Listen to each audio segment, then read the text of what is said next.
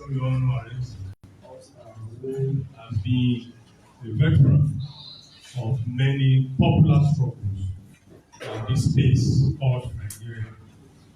I really did not have the benefit of a foreknowledge of what I'm supposed to talk about. All I knew was I was coming to be part of a symposium to celebrate Sowore, as well as talk about the situation of Nigeria and how we can move forward. But be that as it may, like Femi also indicated, this issue we discuss every day anyway. How do we move forward? How do we break this lockdown? How do we break this spell? How do we make progress in this part of the world? It is important to talk a little bit of where we're coming from, to be able to appreciate where we are and where we need to go. We are coming from a background of 500 years of enslavement. That's where we're coming from. But I would not want us to think that the story of the black race actually started with that story of enslavement, because it is also now well documented with little controversy that what we know as civilization now, in terms of technology, mathematics, science, architecture, and so on and so forth, actually was birthed in black Africa. And that it was actually the black man in ancient Egypt that started what we call sedentary settlements. That is human settlements settling down rather than just wandering from one place to the other for what to eat. People started to settle down in cities and started to build civilization. And that started with the black man on the basin of the River Nile. And it was the civilization that gave the world, the human race, what we now know as mathematics, what we now know as science, what we now know as even philosophy, the system of thought, systematic thought about human beings and its affairs in its relation to nature and its relation with fellow human beings. Suffice it to say that, of course, that civilization was eventually hijacked by the Greco-Romans, and it took a lot of centuries before it was rediscovered. And that is why we have no reason to feel any sense of being less human than from other parts of the world. Because even Europe, after appropriating this civilization, still managed to get into what they call the Dark Ages. And it was at that point that the Arabs took over. The Arabs took over, and you had a lot of Arab scholars who actually tried for the first time to document some of the ancient thoughts of the black race in Egypt. And of course, those thoughts were rediscovered in the Renaissance period through the Arabs. I mean, people have started to study the writings of people like Ibn Battuta and so on and so forth. The mathematical systems and so on and so forth. And now, really, the West now really, this second time, took it and flew with it. It's important to emphasize that our history did not start with the slave trade. The slave trade, which started 1491, marked a turning point in the history, especially in understanding and appreciating the contemporary realities of the black race. The first wave of what I call globalization, the talk about globalization is a recent thing. Actually, globalization in modern terms, as far as Africa is concerned, started in the 15th century in 1481 when the black man showed face on the coast of West Africa. I mean, sorry, the white man showed his face on the coast of West Africa. And of course, among the very first set of people they met were the Beninese. Of course, the people who inhabit what we now as a famous island. Now, what makes so significant is that they were able to carry away millions of able-bodied men and women to what is called, what are now become as the new world. Now, that's a lot of significance. It was not just that they carried away able men and women. It was also that trade they started actually started a phase of internecine wars among the peoples of Black Africa. People now had to fight each other. We now had centuries of constant warfare, centuries of constant movements, centuries of lack of settlement. And when people are perpetually on the move, because they are running for their life, development become arrested. You cannot think of development anymore. You cannot think of science or whatever. Of course, it's now known that even in West Africa, black people around Sierra Leone also had an advanced system of writing. All of that was lost during this phase. But the rudiments of science and technology that black people came from in their journey from the Nile Valley through other ancient civilizations, Meroe, Napata, Wida, and of course, I'm sure you are familiar with Ghana, Mali, and so on. All of that was lost in the incessant state of, the permanent state of anarchy and constant movement.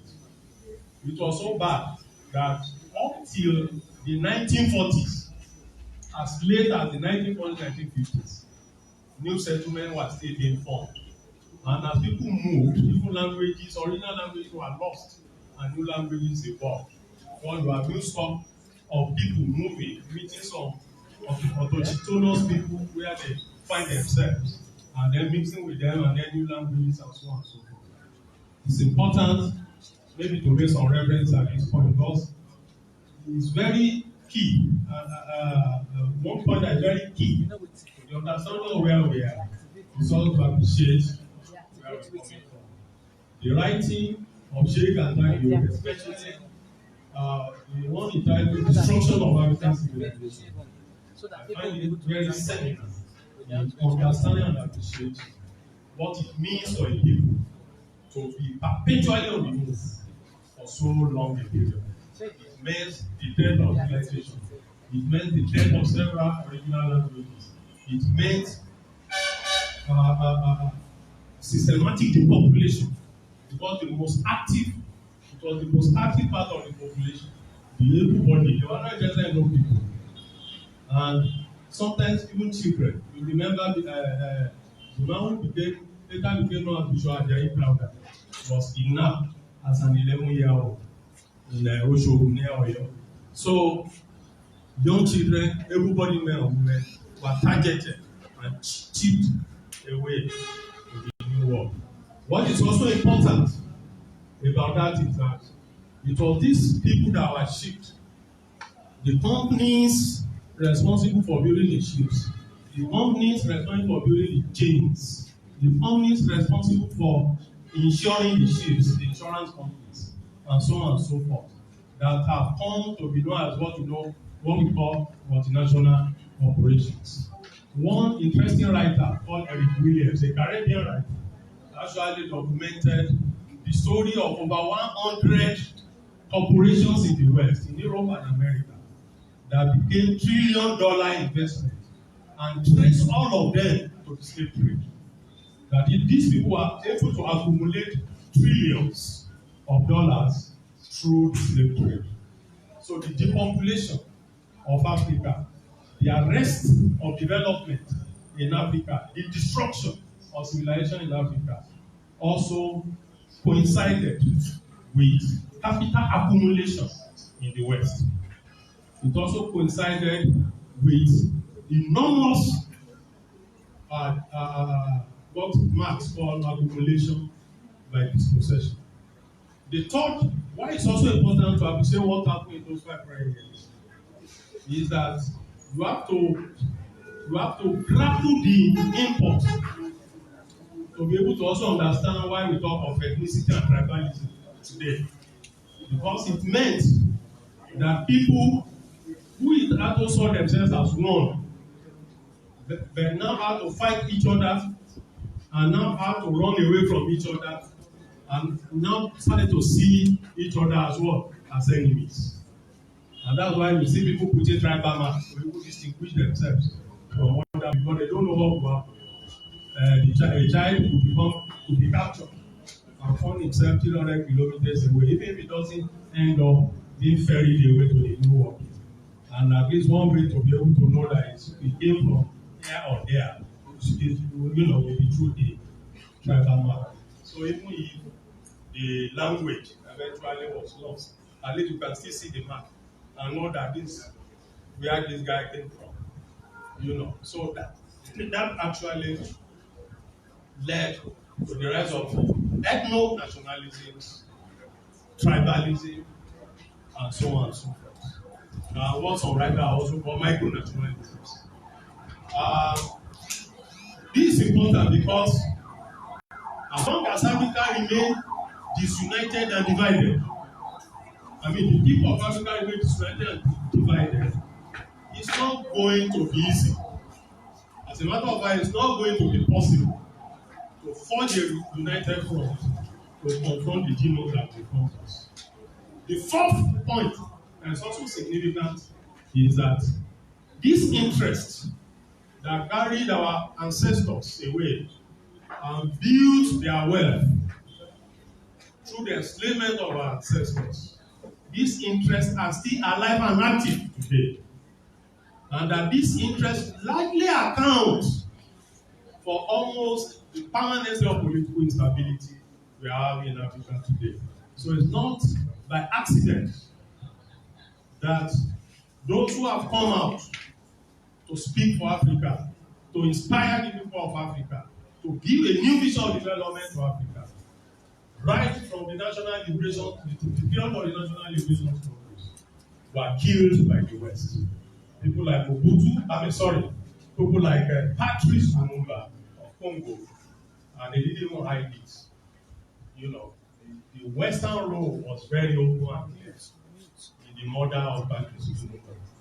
The destruction of the Ghanaian revolution under Kwame Nkrumah and, of course, the exiling of Nkrumah and eventual death in Guinea. The killing of people like Amika Cabral, Augustine Neto, who represented a new vision of development for Africa. And of course, even back home, I'm sure you are all familiar with the story of the fact that even Maurice Alad Mohammed, with his limited vision of development, the CIA had a direct role to play in his death. So it's important to understand this thing so that you don't think that you are only confronted, you are only facing Buhari. If it's just about Buhari alone, it will have been much more easier. But the situation is actually much more complex, and it's important that we begin to remind ourselves about who. Sorry, a minute more. Oh, okay. About who the real enemies are. So, if we understand that imperialism is very much part of our crisis, and it is why they are forced on us, though they call it democracy, but it's actually a leadership recruitment system and process that is guaranteed to produce only the worst among us. And that's why we saw that from 1960, particularly from 1999 we have managed to produce the worst elements. Because even when you are talking in bourgeois politics, we've never had this so horrible, particularly since 1999. From Obasanjo, who we all know for what he is, to the virtual tragedy that we have in our hands now, they call Buhari government. The leadership recruitment system, which they have sold to us as democracy, is completely incapable of producing anything other than this kind of crippled political leadership. And so the only way out, because that's what I'm actually expected to talk about, and I'll be reminded of only a minute or two more, is that we need to organize around the issues that bring all of us together. We need to reject the banners of division, either as religion or ethnicity, or whatever manner that division is coming from. And we need to seize the moment, the historical moment of our own generation, and organize around that. And that's where I think the person of Sowore actually comes in, because particularly his intervention in the Nigerian political space on August 5, 2019, I think is cardinal to what I see as resurgence of a whole new generation of young people who are coming out to also voice their resolve and determination to have a Nigeria that works for them. And I think that would be part of his own contribution if we're going to build around that and consolidate a massive movement that will be able to upstage not only what the face of tyranny that we are now seeing, but actually the more fundamental interests and elements that give rise to this situation, that only give us the worst, that only produce the worst among us as leaders. I will not deceive you that it's going to be a very easy process. And those of us who have been part of that process, we know that it's not easy. And we never expected it to be easy. Anyway, it takes a lot of resolve, a lot of determination, and iron will to forge ahead. Unfortunately, I do not have the time, but I'm sure other speakers will also do justice to the elements, the ingredients of what is needed to forge a mass movement to transform the mess we are all in now. Thanks very much.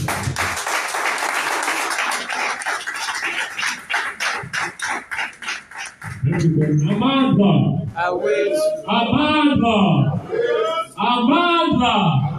was waiting for that. Just to reiterate that Amala Newedu joke the earlier time. All right, I want to introduce quickly before we move into the full round of discussion. Like I said, I will keep saying this. It's going to be very, very conversational. Very conversational. I have here, we have here in this hall a comrade of notes. It will fought several struggles, a very interesting administrator. So I have here Comrade Sheni Ajayi. Please, Comrade, to the table.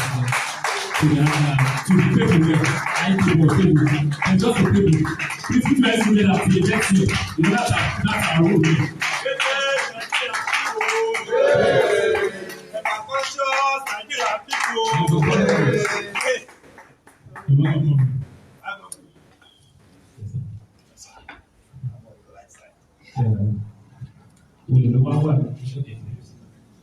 All right. I also have here. We also have here the presence of the Afrobeat star. As I'm saying all of this, I think we should start clapping now. My comrade,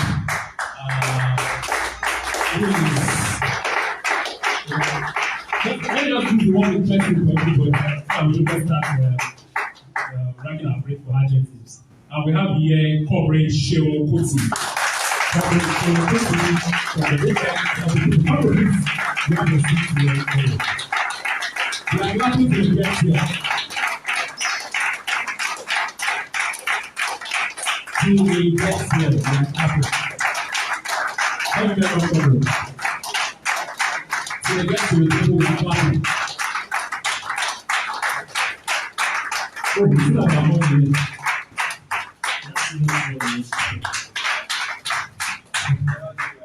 All right, I want to quickly recognize the presence of Comrade or more today. They are all comrades here. Yes. So I know she will be shaking her head like, no, I don't be comrade. Just call me by Omotunde, everything will be fine.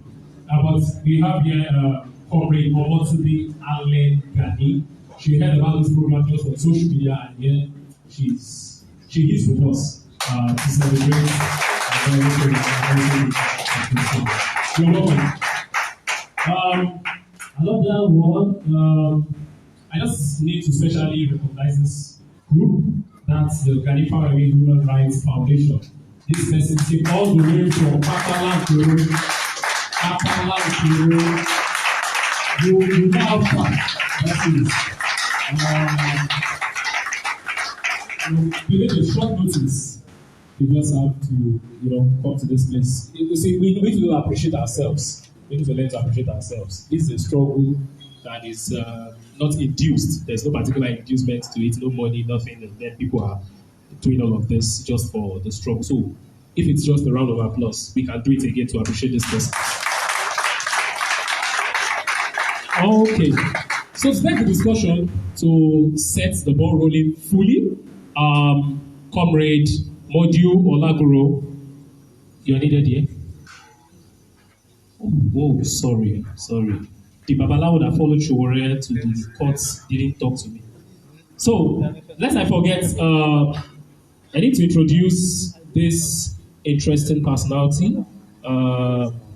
She has always played an advisory role from Take It Back movement to the African Action Congress political party and all of that. We have here with us Mrs. Opeyemi, NCP. We need to always have that here. Mrs. Opeyemi, not Miss. Mrs. Opeyemi from NCP. That's why I need to give 2 names. I like 2 names. Audition and conference. All right. Okay, we have all these organizations. Let me just do all this introduction and then we move. We have the Amica Cabra Ideological School Movement. That's the SIS movement. In our midst as an organization participating in this political symposium. We have the Yoruba Revolutionary Movement here with us. We have the Human Rights Advocacy and Monitoring. Yes. Please put your together. And Access to Advocacy and Rights of the People. That's also our organization. All right. Without further ado, let's set the ball rolling fully. So, comrade, take over. Thank you very much. Now, this is how the panel session will run. Each panelist will be allowed to speak for 2 minutes. So we've got a series of questions here. Now, the theme of the event is towards the ultimate liberation. There are some words here. Ultimate. In fact, the 2 key words are ultimate and liberation. There are 3 questions before us here that we need members of the panel to help us dissect. 2 minutes each, please, because we want it, and as much as possible, we would like for an engaging session. Now, the first question is this. Is Nigeria or are Nigerians in need of liberation? That's the first question. The second one, if the answer to the first question is yes, what are the practical steps that, in our opinion, based on our experiences in activism, in law, in politics, and so on and so forth. What practical steps have we got for the Nigerian people to achieve liberation?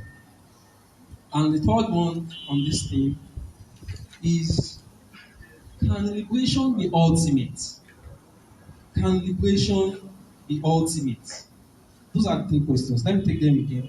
The first one, is Nigeria or are Nigerians in need of a liberation? The second one, based on our experience in law, in education, in activism, in politics, in economics, what practical steps can we give to achieve liberation? If the answer to the first one is yes, and the last but not least, can liberation be ultimate? And I would appreciate if our panelists can give us vivid examples. Perhaps there is a country, there is a state that has achieved ultimate liberation, if it's possible. So I'm going to start from the gentleman that is closest to you. Yeah. Nice. So I can speak to that. I think there's a conceptual error in this situation. Where we are going to do a discourse, and you are even talking on issues of liberation. You are not doing the quiz and answer. You are not doing a banking education concept, like in the nursery of saying yes or no. See, and even without saying this, I will have made that note. You know, when Comrade guy was speaking, and from the way it started, you are young minds here, and particularly you want to talk about liberation, you don't know your history. Yeah, and that would have been the point of challenge. You know, he was talking of destruction of black civilization. We just, we can be talking of history of thousands of years of millennium. You see, and the point, you see, and it's Cabral that make that point. You know, when we talk, it is not theory. There's a difference between theory and talk. And that's when Cabral was saying that we are the best of theory will not necessarily inform that you make a revolution. But no revolution has been made without revolutionary theory. So I raise this point is that if you want a learning engagement, it will be important for you, particularly when you are doing a seminar talk discussion. You don't try to do what you want to do in just in 1 year. And for the young one, part of what I will encourage you to do, because that what led Fela into what he becomes.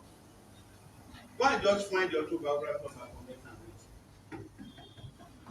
And that takes you to the rest of what they are doing.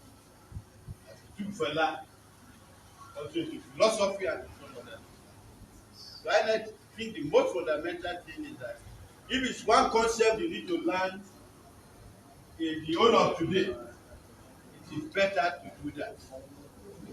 There is no hurry you are going. 350 years, over 150 years of colonization and new colonization, they are not accidents of history. See, and that is why you may end up glorifying your masters. You know, the politics we talk like is US. The club you talk is US. You get it now. And that's what you glorify. See, but we need to understand that this struggle is not a struggle that is going to end in our time. You get it? And it's not a struggle that will end as long as there are class divisions in society for the rest of the time that humanity will exist. So I will employ the organizers. Please try and this. I can answer your questions. I better. What I'm saying that you want to get it right. You should decide it.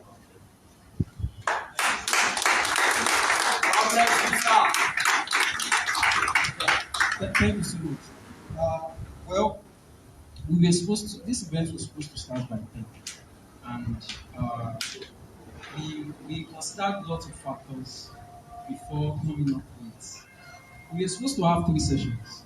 The first session was meant for media personalities, then lawyers, and of course the civil society. But because we started about more than 2 hours late, we had to make one or two adjustments. So we are so sorry for the inconvenience that we might have caused.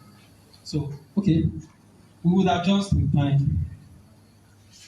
Greatest Nigerian people. Well, I think as regards your question, you first mentioned that to the gentleman to your right also.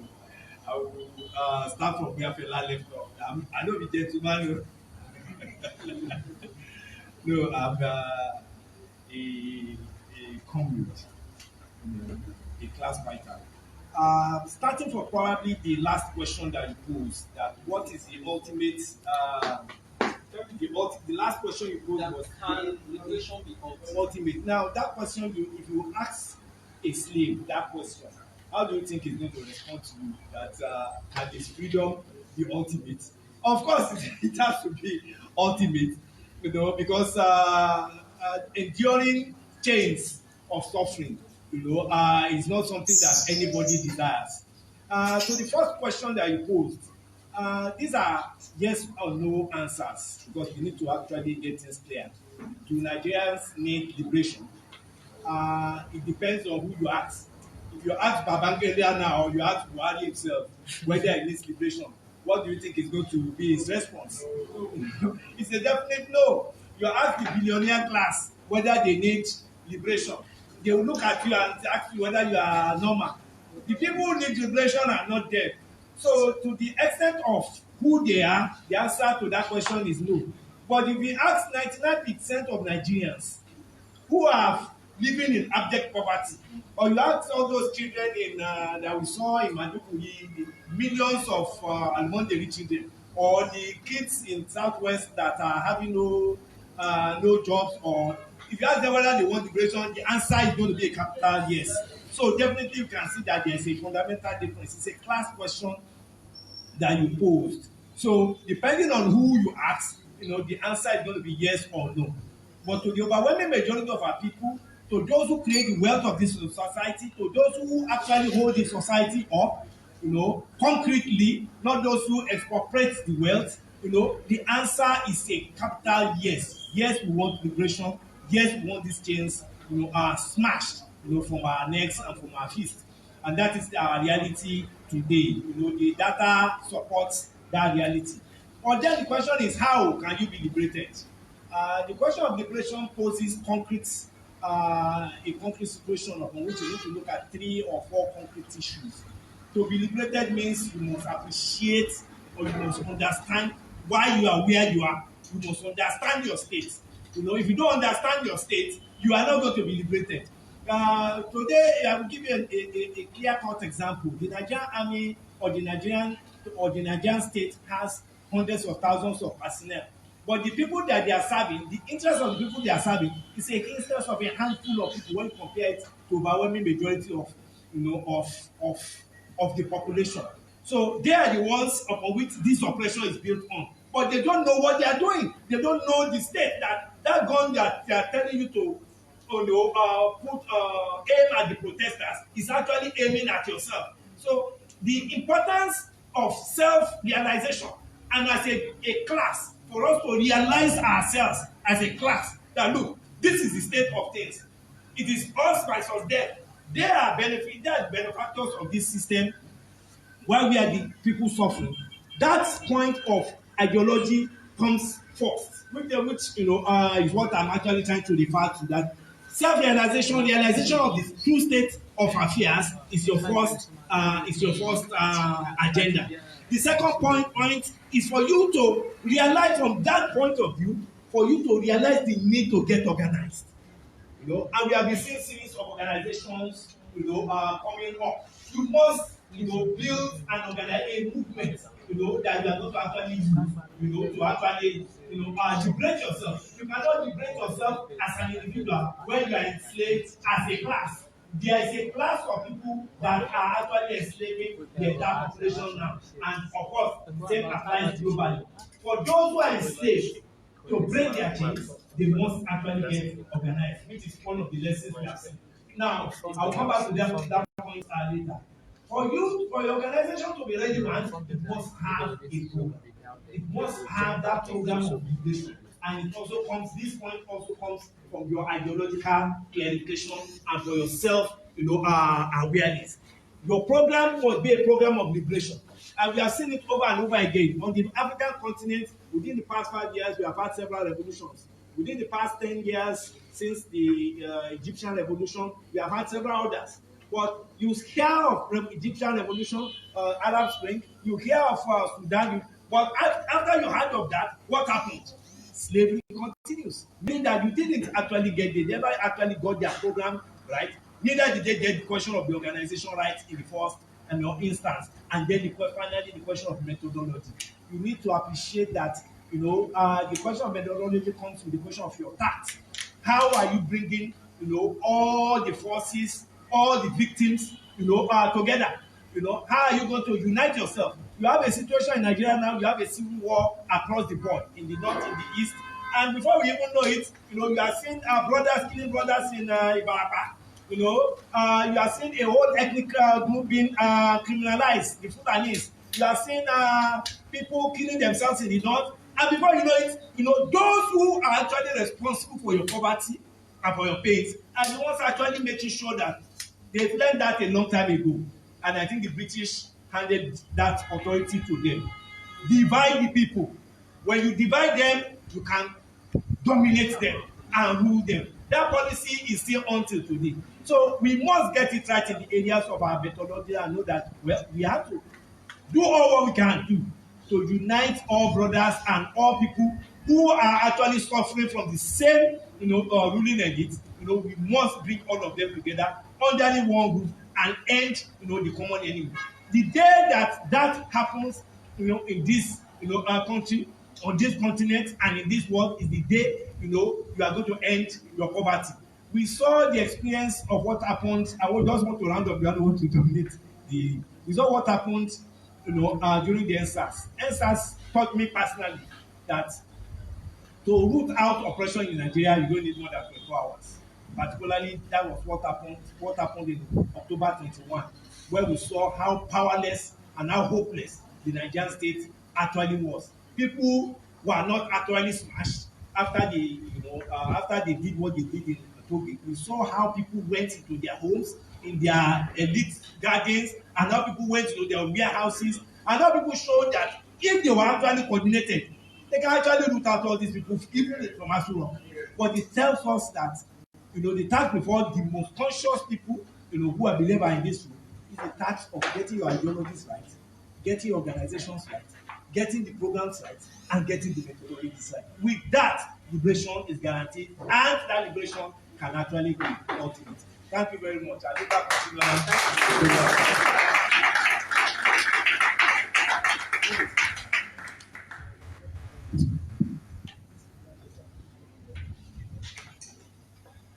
Maybe the way I will challenge us is to use three collective individuals. I use the word collective deliberately because they look individual, but they define clearly. African youth, we want inspiration, go and understand Frantz Fanon. Because for every African youth, the mentality you carry is already a colonized mentality. which have been reinforced through education and culture, not in terms of the clothes you wear, but culture in terms of production relations. And that is why Fanon will talk about the psychology.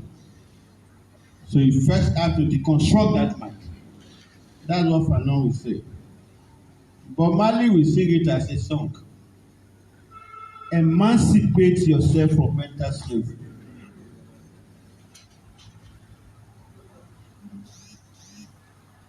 And Fela characteristically all say the same thing. He said, open sense, abi? Open where, abi? Open here, abi? Open mouth.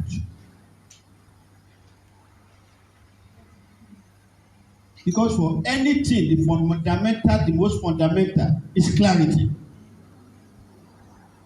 If you don't have clarity, you can't fight a battle.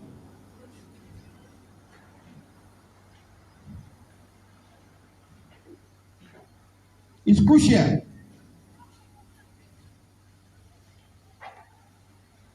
So the most fundamental to embark on anything called liberation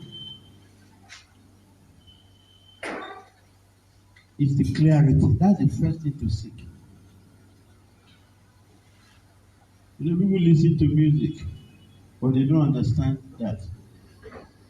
And that's when Fela talk, say, when your condition don't reach, say, make you act. And that determines how you act. You know, you're going to protest. Everybody want to be shown to the camera. That's not protest. That's not that resistance. Because you want to be covered. So you are talking of the questions of the life and death. You can speak liberation from here to tomorrow. So let me just give you another concrete example. Many of you may never have the time, but note it. Take it as a lecture that if you read the book before you leave this life. Root. Root, that's ROOTS by Alex Haley. That's the one who wrote the autobiography of Malcolm X, which Fela also read. Many of those in the 70s, in their young age, will have been aware of it. You will hear of Kunta Kinte, have you? It was not a story. It was the reality that took place. The Kunta Kinte later happens to be the grandfather of Alex Haley. Because when they were captured as slaves,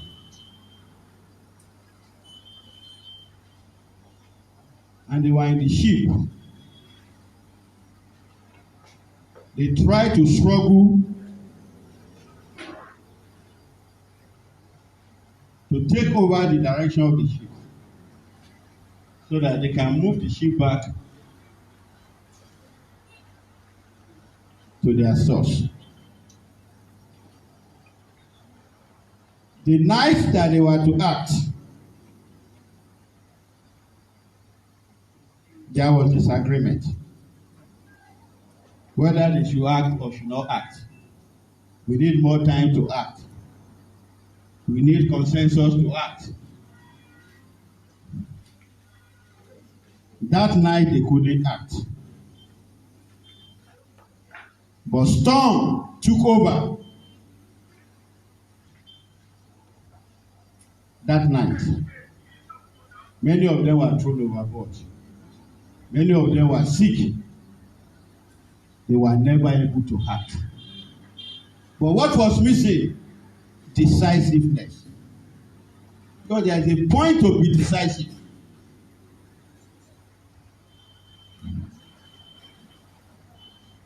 In terms of what you have to do. It's a big challenge. But where I bring that practical example was immediately they were taken to the so-called the free country US. They first tortured them. They had to change their name. That was the story. His name Kunta Kinte. They gave him a name called Toby. They beat him almost to the point of death. They will ask, "What is your name?" "My name is Kunta Kinte." They will flog. Almost at the point of death, they asked, "What is your name?" He said, "My name is Toby." But he resolved, spiritually, culturally, he was never going to be Toby.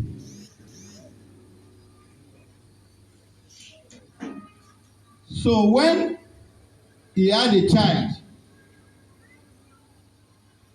the opportunity he has with that child, he will carry the lady child. Okay. "This is my name, Kunta Kinte. I come from so place." When you have your own children, relay the same information. That's how the information goes to Alex because he never accepted to be slave.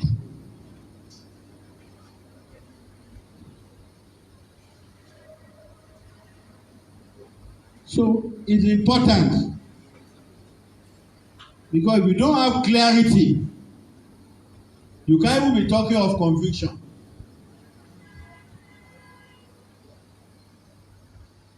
If you are arrested now and thrown to a dungeon and show little examples, you renounce while you are even doing the struggle.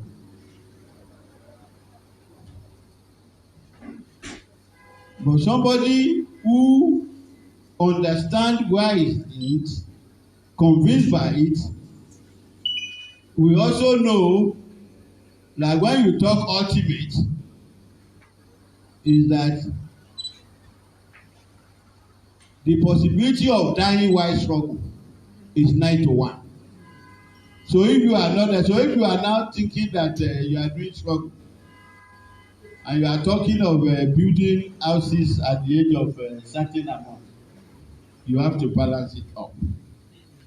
And that will explain to you why you say, but we saw that person now struggling. Nice with the government. He's there. He's that. So clarity is a fundamental element.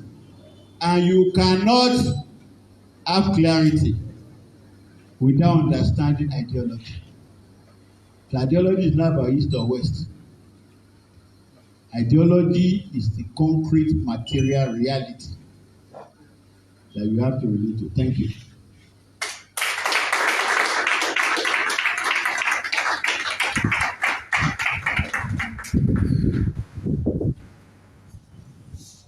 The greatest Nigerian people. But I think for me, it's a bit emotional. I will be 50 myself by December.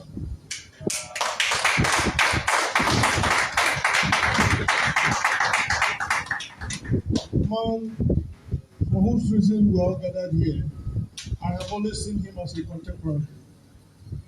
While he was in Lagos, University of Lagos, I was in the University of Nigeria. We always had a meeting point, but that was all through the military time. I was hiding in the military hospital in Yaba, and he was in the adjoining institution. Each time we finished our actions, we found ourselves almost around the same place. That relationship has continued. A day before he was arrested on the 6th of August, he was in my chamber. And we reviewed a lot of things. And that would have helped me to make my little contribution today. Well, comrades, whichever way, I'd like you to take this away from me today. Whichever way this struggle moves, whichever way we end this struggle, my friend, my comrade, Sowore will be remembered as one who found himself. He discovered his course. He identified his mission. He didn't stop there. He took practical steps to actualize it. That will be my statement on a day like this for him. In celebrating him, in congratulating him. Now, the other aspect is to thank all of you. I've seen close comrades of Sowore here. I've seen people who are carrying the flag high in order to ensure that the ideals which is subscribed to are not just sustained but continue to be in the front runner. The fact that a program involving him in his absence resonates with the youths of this country tells me that there is something still not missing, and that is hope.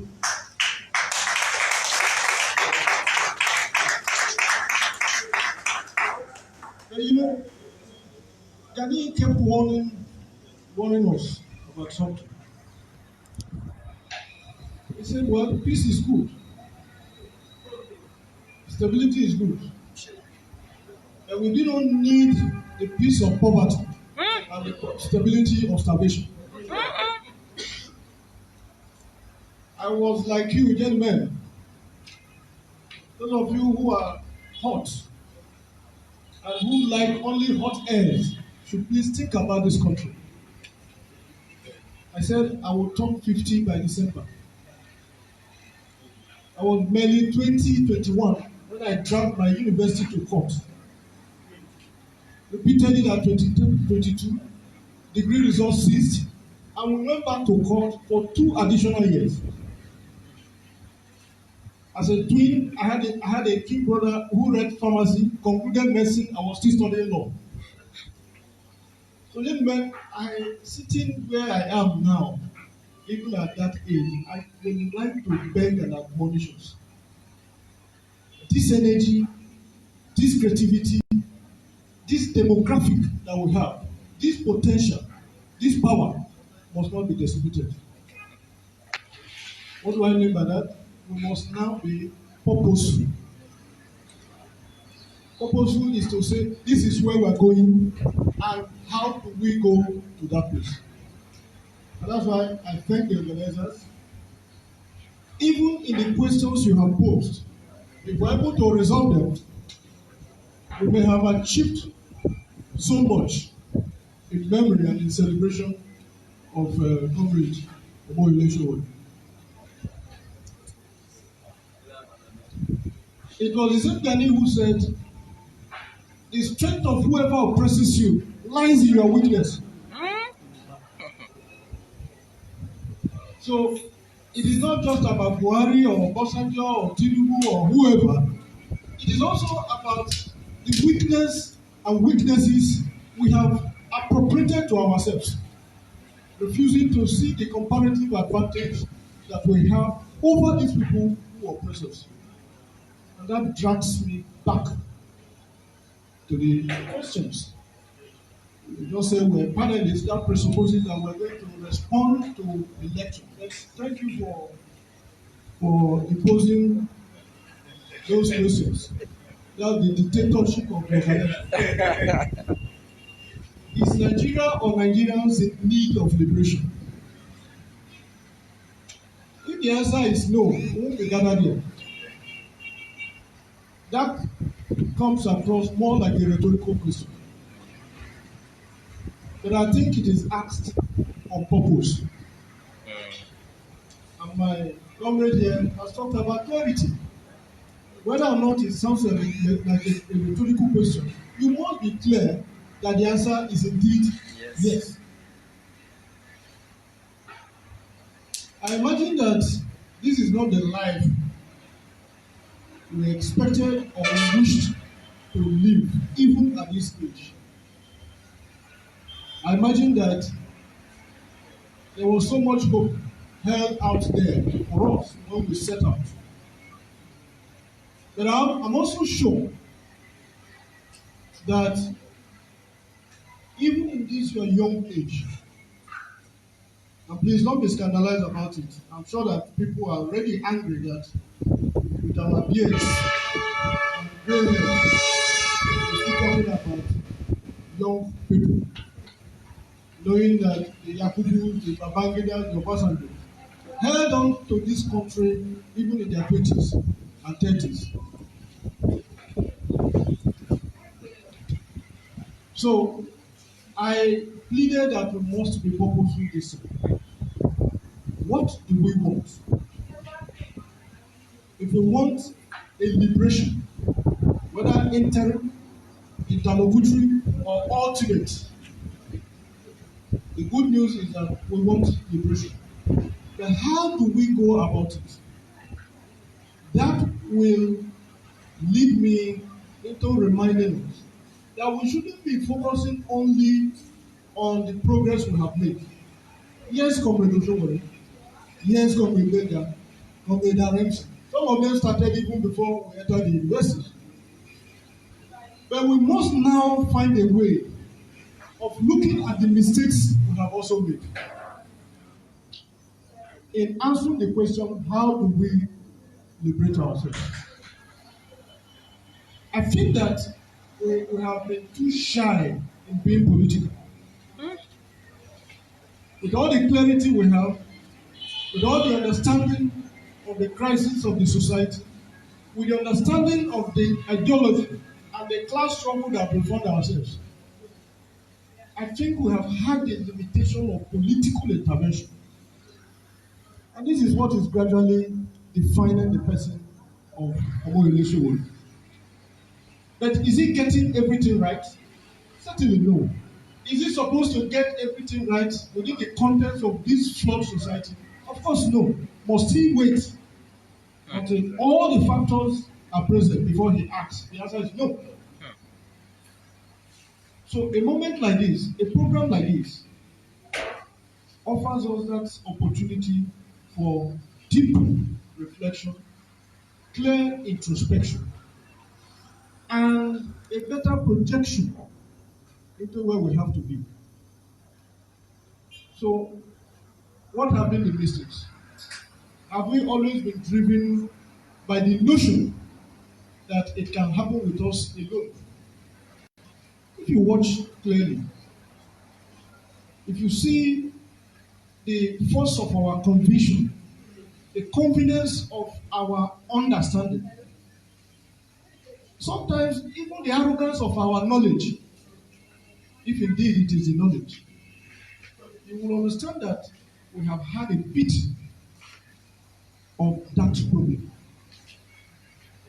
So, I give an example.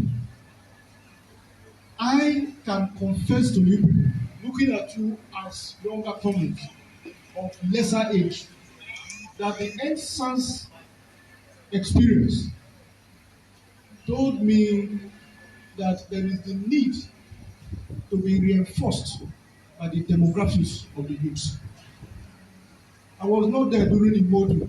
I was not even there during Ali Mongo, which my comrades participated in. But I can't speak of protests in this country, having been organizers and participants, that lasted more than 3-4 days. The first day, everyone is out. With anger, with zeal, with zest, with determination, whether with a collaboration of labor or whatever. The second day, we are determined to go on. But the reality of our situation in the country, which is that we are mainly surviving, existing, leveraging mainly from hand to mouth will face us well in the face. So you are ready to move, but you are also confronted with the fact that you need to survive. The third day, those who are determined to move that day probably cannot move by the reality of their situation.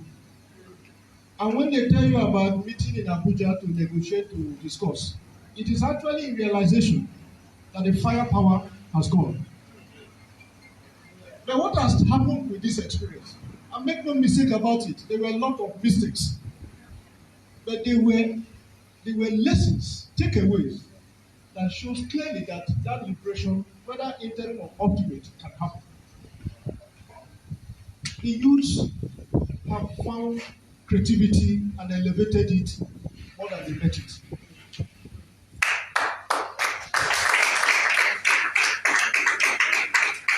The youths have leveraged and has better understanding of IT and technology in a way that overwhelms and even confuses the ruling class.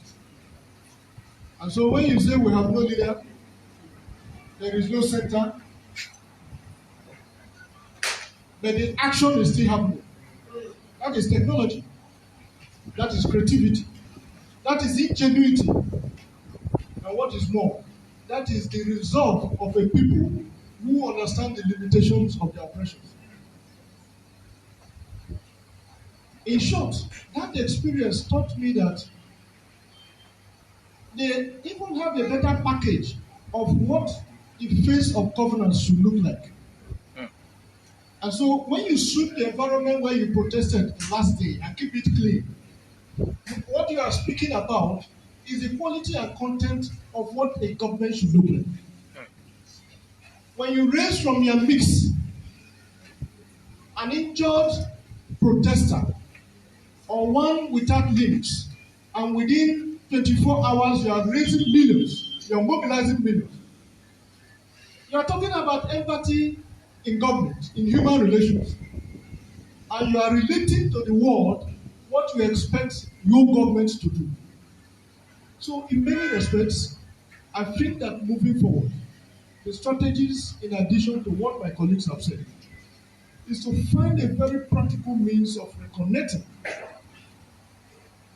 realigning forces, and infusing the creativity and ingenuity of the youth into the traditions of our struggle for this ultimate liberation. Thank you.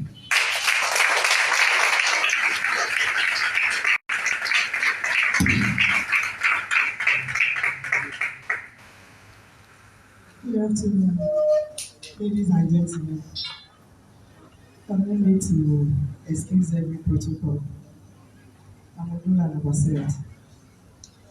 A quick answer to the question whether the nation itself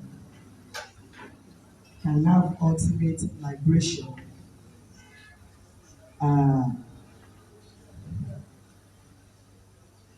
I don't want to say I'm sorry, but we just must have it at the back of our minds that there is nothing like ultimate liberation anywhere in the world. Because we have two classes of personalities. We have the oppressors and we have the oppressed. The oppressors will never relent. But the oppressed are always aiming to become oppressors. Listen later. Today, it's as if everything these comrades on the side of the table had done in the years past, including me. It's as if we are not getting there. There is a reason for that. Because many of us are now seeing ourselves as I must also go there and earn something for my stomach. Until we are all ready to come together and speak in one voice train the younger ones, let them know our values, the essence of living. My brothers and sisters, I will say the ultimate we're talking about may not be possible. First and foremost, I want to appreciate Comrade Lafe, because my first point there that I stated said understanding the society and the world we are. When we understand the kind of society and the environment that we find ourselves, then we know how to tackle it. We know how to go about it. So I want to appreciate him for taking us through the route. How our own culture was swept away, was consumed, and how we have been struggling since then to come up to maintain our own culture. The second point says discovering the mess we are into. The rich are not ready to give out the power.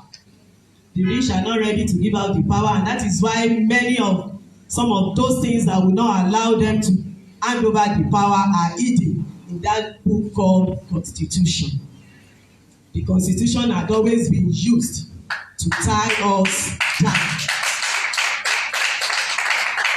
The reasons for the conscious role that was hidden in the nation's constitution, that political parties must have their head offices at the heart of the nation, Abuja.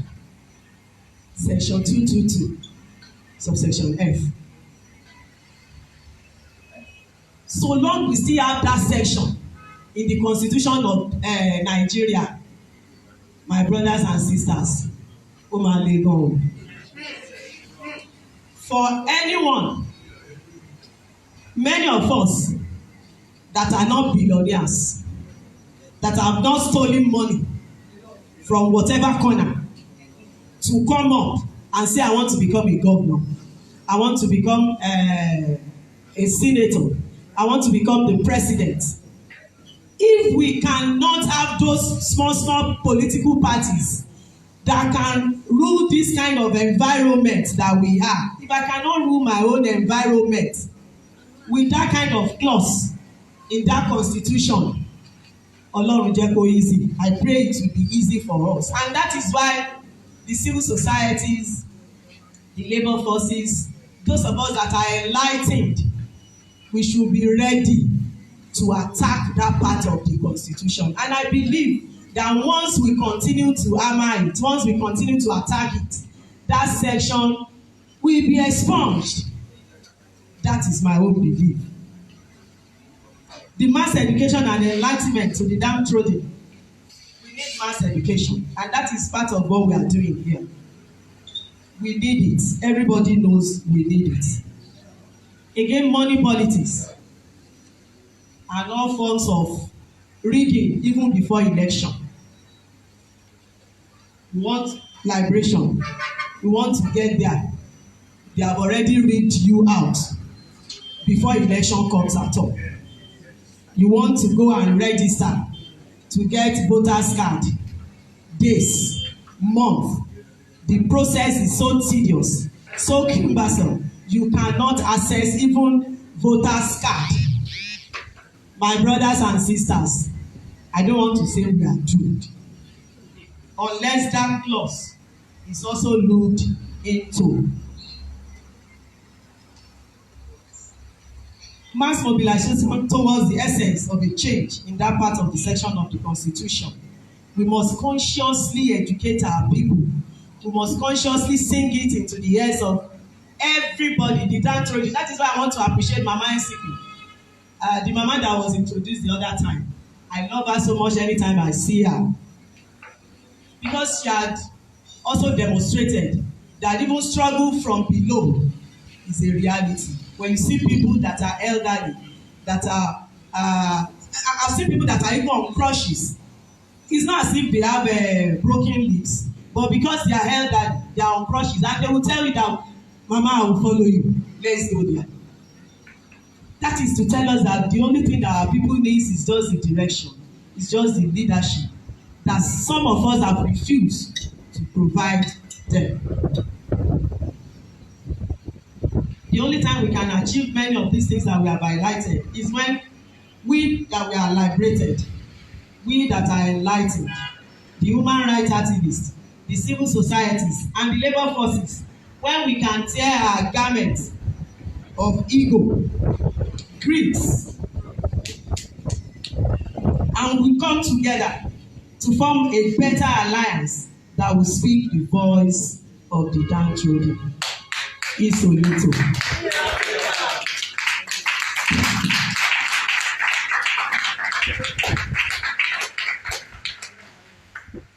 Good day, everybody. How are you?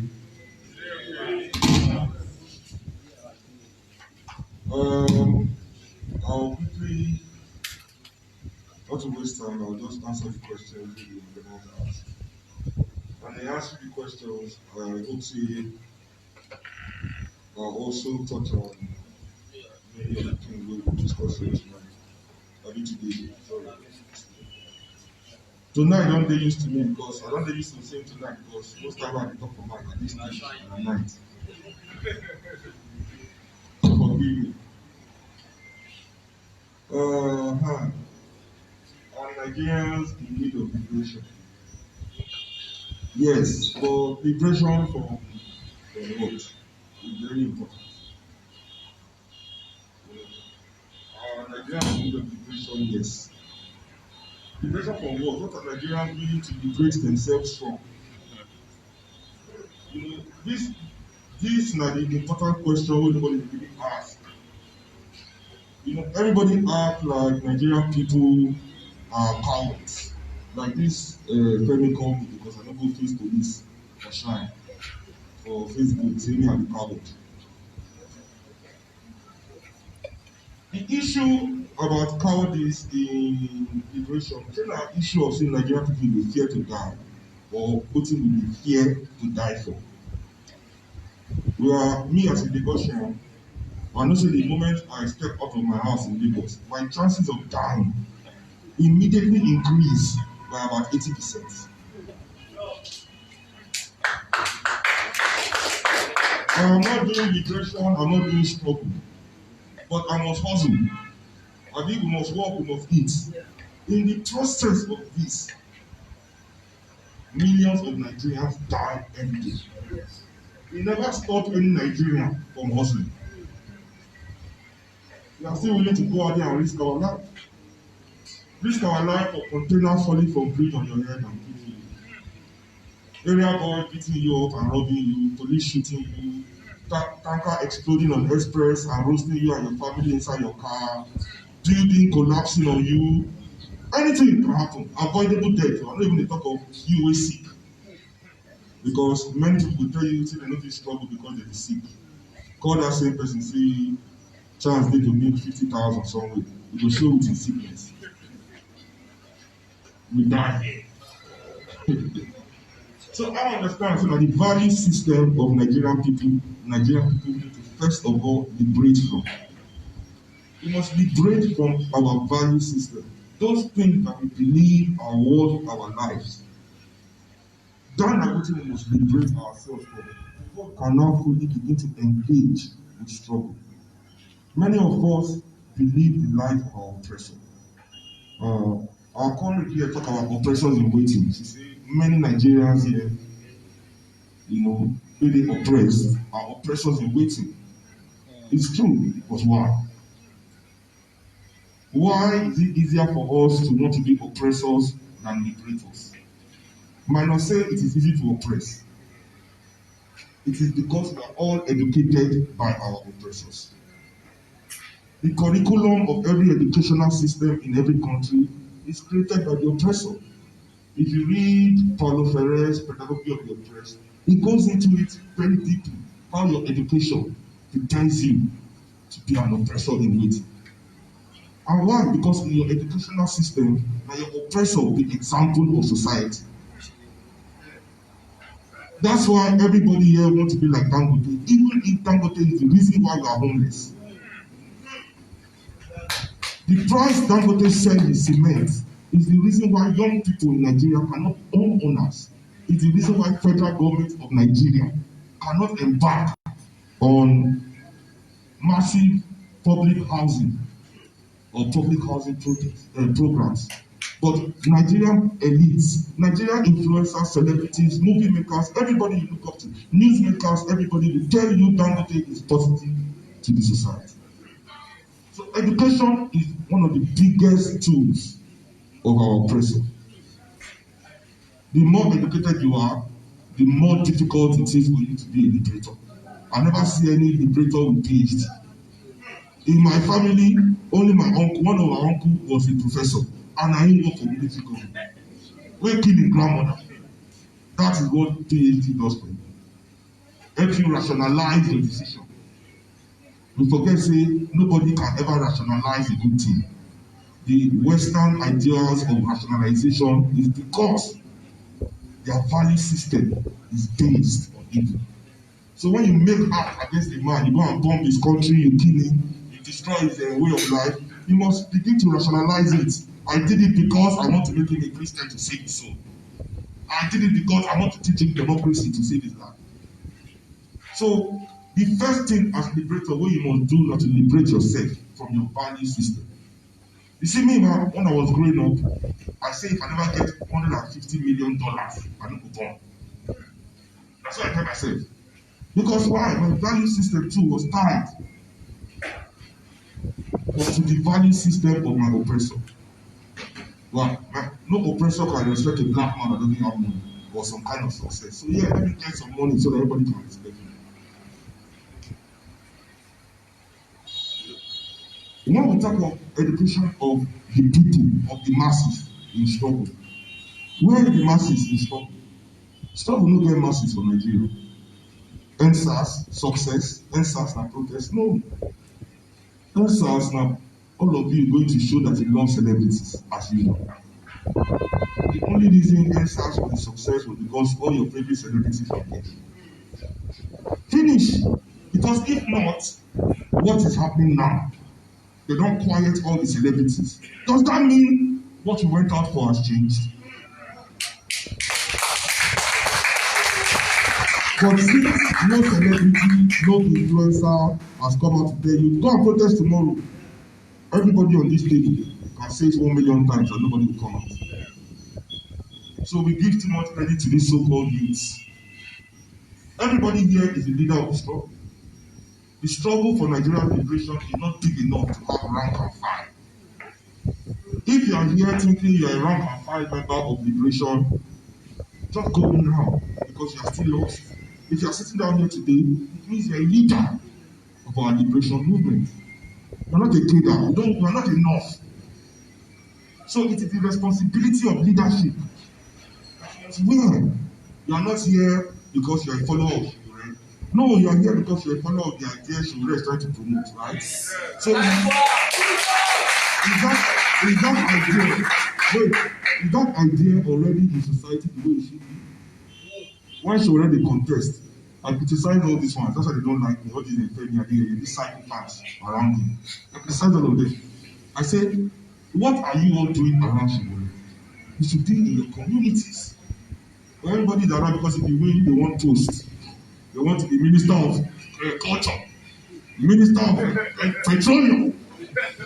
So instead of doing the work, everybody is around them, sit down with them. Inside that the same group, they enjoy life. So they liberate. When you liberate, you are in your community doing the work. We all here have to be in our communities doing the work. Enlightening ourselves, reading daily. Because if you decide to engage in struggle at this level in Nigeria, you are engaging in the vanguard. The idea of liberation never permeates society. Which one we talk say, so Sowore is doing it. Komalafe is doing it. Jaf are doing it. No. That's why we continue to take 2 steps forward and 10 steps back all the time. So for me, the question about whether Nigerians need to be liberated is important. But what wasn't asked, what are we liberating ourselves from? Yes, because the thing that is holding us back really is our inability to cast away the value system of our oppressor. We have been educated in it, we believe in it so much that it is difficult for us to let it go. It is difficult. I understand me too, sometimes God advice from my house. When I go see some of my friends, they spend some kind bar. Where I don't say I can get access to that bar. I call struggle. I say, no, I'm not going. I'll come see what they come out from the place. I'll invest some time. Now at the level where they understand, say, those are my sacrifices for the liberation of my people. And it is worth it. My father could have been the richest musician in the world, not only for Africa. Fela could have been the richest musician in the world. I'll tell you a story you don't know today. It was a head-to-head race between Fela and Bob Marley. They came to Fela, tone down your lyrics, reduce your songs to 5 minutes, forget to sing about love. If you hear one of Fela's interview for one documentary, they talk say African music cannot be about love, African music must be about revolution. He had just finished a meeting a week before or like a month before with Chris Blackwell of Island Records. When Fela refused, that's why they went to Bob. And that's why Bonnie went out to the church left Bob because Bob agreed. And started giving us to you belong and belong three little birds beside my doorstep. He was the biggest artist in the world, making millions of dollars. While immediately the imperialist forces turned on Fela, reduced him to nothing. My father was begging to, by the time they finished burning his house. And Fela used to keep money in the bank. All his money was in his house. They reduced him to a beggar. My father, he was going to his friend's house to beg for money to eat. Before his parents raised him up again. Then they took him to jail. That's 84 again. So you have to be willing to give up some certain values. Without your ability to detach yourself from those values, it is easy for the oppressor, right, to make you an oppressor. It is easier for that spirit of the oppressor in waiting inside you to be awoken. And what is the strongest way to resist this? Then I'll come in here and talk about the second question the moderator talked about. Is the practical steps. I don't think there are steps. I think there's one practical step. The step of solidarity. So the understanding of solidarity among the left in Nigeria is warped. I truly don't believe that we understand solidarity to mean we all believe in the same thing and we are committed to achieving the same thing. Now the methods might be different. On upon water, as Yoruba always say. But the fact that our measures are different, our methods are different, does that mean that we are in opposition? I don't believe that means we are in opposition. We must stand in solidarity with one another. I'm not saying solidarity of submission. Critiquing those you believe in, critiquing those you love is one of the greatest acts of love because you are helping them get better. But when we criticize people, there's a place and a time, especially in political movements, especially in liberation movements. In this room, I can say anything about anybody that I like. It doesn't mean if I'm outside, I'll do the same thing. Why? Because I understand that in this room, everybody understands the concept and we are all on the same track. We are trying to be better. So solidarity, and what kind of solidarity am I talking about? I'm talking about solidarity of those that are lucky enough in this country. Because if you are making it in Nigeria, if you have some success, you have been able to buy 1 car or 2 cars, you are living in your apartment, you can send your children to school, you have a job, you have things going for you, you are lucky. It is luck. It has nothing to do with your talents, it has nothing to do with your skills and hard work, it has nothing to do with your dedication. You are lucky. Let's close. The solidarity meeting in this country is the solidarity of the professionals in this country that are lucky enough to have made it and those that aren't lucky enough. In Nigeria, I find that people that have made it, that have the capacity to create the platform that Nigerian people need, refuse to have solidarity with the working class and poor people of Nigeria. Everybody in Nigeria that is able to make it immediately aligns themselves with the oppressor. You understand? That's why when many people are criticizing the burning of banks, during that's not even the NSAS protest. NSAS had finished. This one was the people's movement. The people rose up because why? No, why? We that can afford this, we that are lucky to make it, that can afford data. We were organizing online, protests, NSAS, we are taking it. Forgetting that there are millions of Nigerians that cannot afford data. Are we saying those millions of Nigerians don't have the right to express their thoughts because they cannot join our online forums? They cannot go on our NSAS groups and know what is happening. They don't have the right to show their anger and displeasure at the government, at the system. So if we that we have this capacity don't organize platforms that will engage those people in the things that concern all of us, there's no way we can move forward in the movement. If we think that those of us that can send our children to school, to private school, have saved ourselves from ignorance. That's what I told them. I said, everybody sends their child to private school because that's the solution to lack of public education. Then you allow the children of the poor to be ignorant, thinking you have saved yourself from ignorance because you've gone to private school. Abi, then NSAS happen. Then ignorance comes to your front door to knock.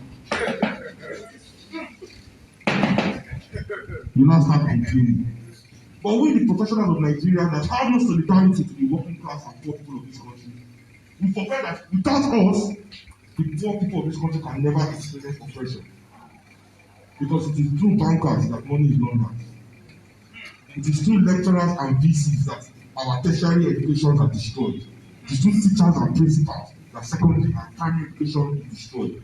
It is through civil servants that all institutions are destroyed. It is through architects and contractors and all these people that our housing, poor people's neighborhoods are destroyed and developed. Without us, there is no oppression. Tinubu is not going to demolish people's neighborhood by himself. It is you professionals that go there with your tractors and your caterpillar, and when you destroy it, you will draw the new one as architects and rebuild it as contractors and engineers. It is through you that bad roads are permeating the whole nation. It is through you people cannot have lights. It is through you people cannot have water. And until you change the value system that inspires you to do these things and take solidarity with the poor and working class people of this country, there is no practical solution to anything you're doing. So we can all sit and talk and complain and everything, but until we check those things that we do, there is no solidarity. Solidarity we need in Nigeria is not between Sowore and Sowore. No. The solidarity we need in Nigeria is between Sowore and Sowore and the poor working class people in Nigeria. We, as the professionals of Nigeria, we lack solidarity with the poor working class. It is my job. It's enough for us to do things. I mean, even the police and soldiers that beat people. Are they not professionals that take order to bring harm on the poor people of this country? So the solidarity that is missing is one of the divide in the working class. There are those working class people that have made it and they feel that they do not have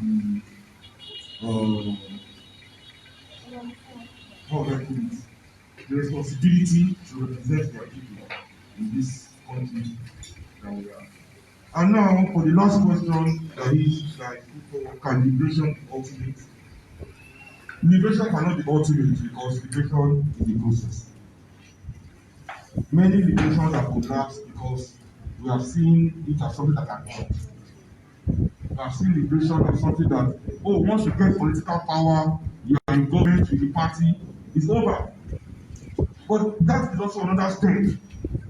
Political power is nothing but a step in the direction to more liberation. To start looking into your society, into the nook and crannies of all your social, economic, and political setup to see where domination exists and use state power to destroy it. Not to say that, oh, I'm a better president than the next person, I'm a good governor than the last governor, I build more roads than the last governor. No! The issue of domination in our society is really what liberation is all about. That we, the people, are standing up in this generation to end domination in our society. You understand what I'm saying? That is really, really what ultimate because many people even mistake freedoms and misuse it. As I'm saying now, many people in Nigeria, because they are free, use that freedom to drink themselves to stupor, but will never read a book because they are free. Abi? So when you put freedom in an individual capacity, that is lazy freedom. The freedom to do what I like. So I don't really do celebration from personal perspective. We must celebration from a group perspective, from our people. Are people able to achieve their full potential? That is the question we continue to ask. And liberation must come in that context. So for me, liberation can never be ultimate because there's always, we as motherland people cannot see liberation as having a stop point. As Nkrumah said, if one African nation is still in bondage, all African nations are still in bondage.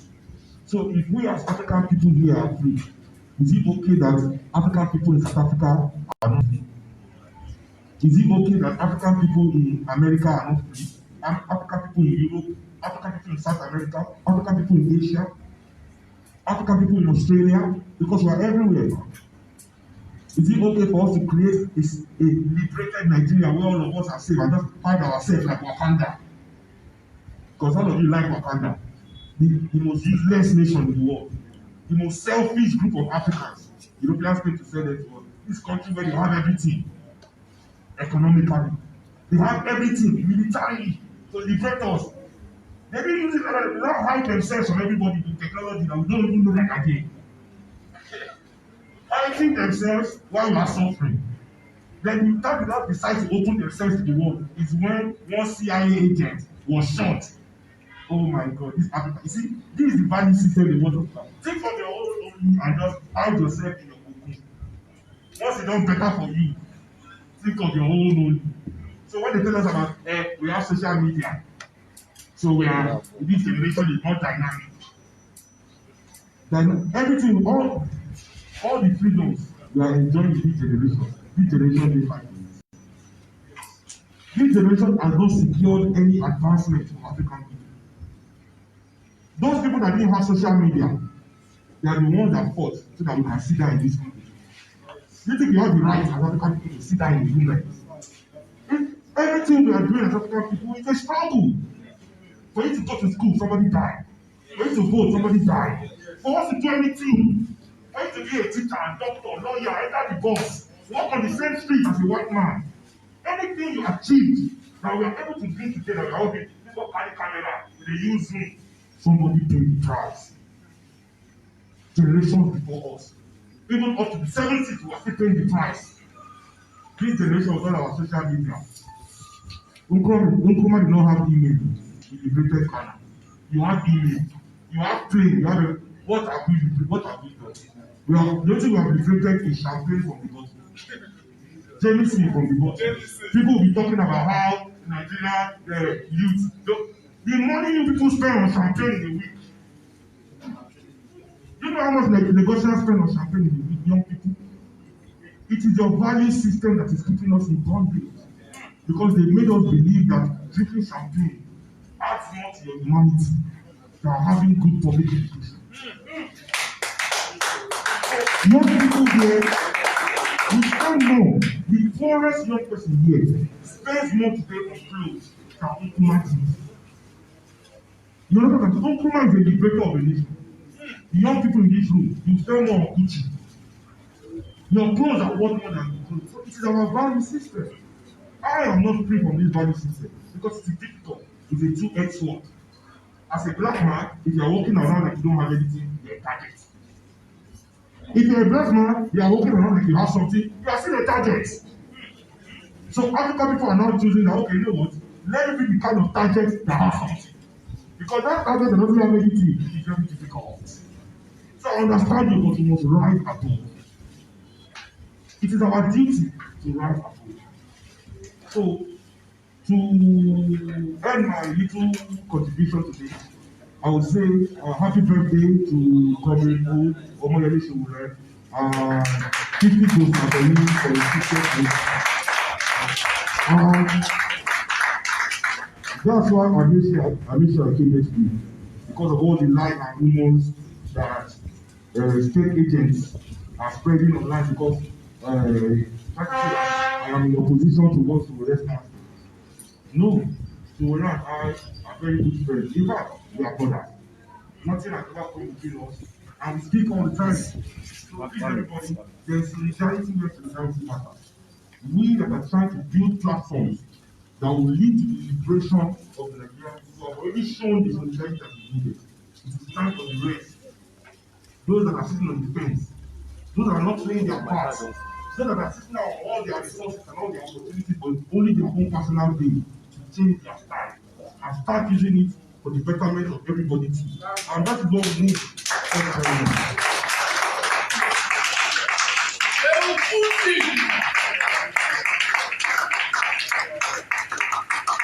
Thank you very much.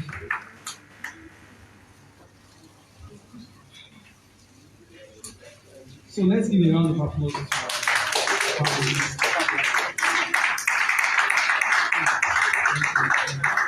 And another round of applause for ourselves. Thank you so much. Now, I want to invite a lawyer to the high table.